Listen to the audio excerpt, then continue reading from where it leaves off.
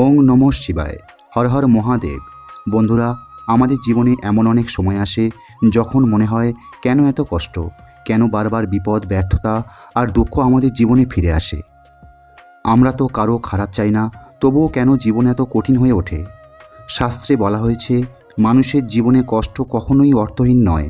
ভগবান শিব তার ভক্তকে কখনো অকারণে কষ্ট দেন না, বরং সেই কষ্টের মধ্যে দিয়েই তিনি মানুষকে শক্ত, জ্ঞানী এবং পবিত্র করে তোলেন। শাস্ত্রে বলা হয়েছে, দুঃখেশ অনুদিগ্ন মনা সুখেষু বিগত স্পৃহ। অর্থাৎ যে ব্যক্তি দুঃখে বিচলিত হয় না এবং সুখে অতিরিক্ত আসক্ত হয় না, সেই মানুষই সত্যিকারের জ্ঞানী। বন্ধুরা, মহাদেব চান তার ভক্ত যেন জীবনের সব পরিস্থিতিতে স্থির থাকতে শেখে, তাই কখনো কখনো তিনি আমাদের জীবনে কঠিন পরিস্থিতি পাঠান।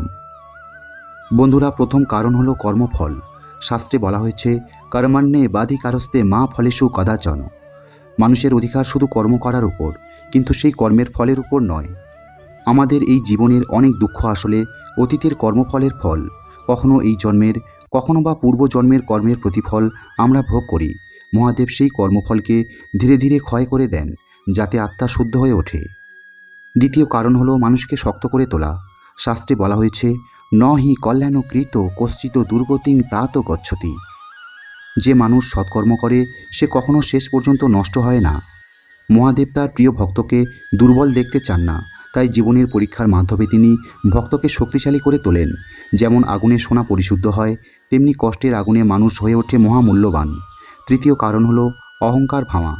কোনো মানুষ যখন জীবনে সব কিছু পেয়ে যায়, তখন তার মধ্যে অহংকার জন্ম নেয়, আর অহংকার মানুষকে সত্য পথ থেকে দূরে সরিয়ে দেয়।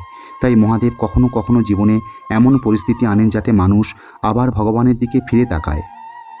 শাস্ত্রে বলা হয়েছে, অহংকারং বলং দর্পং কামং ক্রোধং পরিগ্রহম। অহংকার, শক্তির গর্ব, কামনা ও ক্রোধ এসবই মানুষের পতনের কারণ। বন্ধুরা, তাই জীবনে যখন কষ্ট আসে তখন ভেঙে পড়বেন না।